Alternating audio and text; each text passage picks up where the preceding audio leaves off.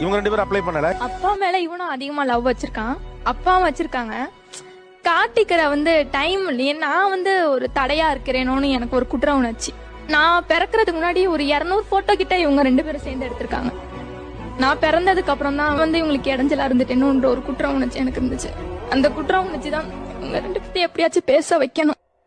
ஏன்ட்டா அதிகமா எங்க அப்பா ஃப்ரெண்ட்லியா பழகுவாரு அப்படின்ற ஒரு ஃபீல். ஹக் பண்ணி கிஸ் கொடுத்துருந்தோம்.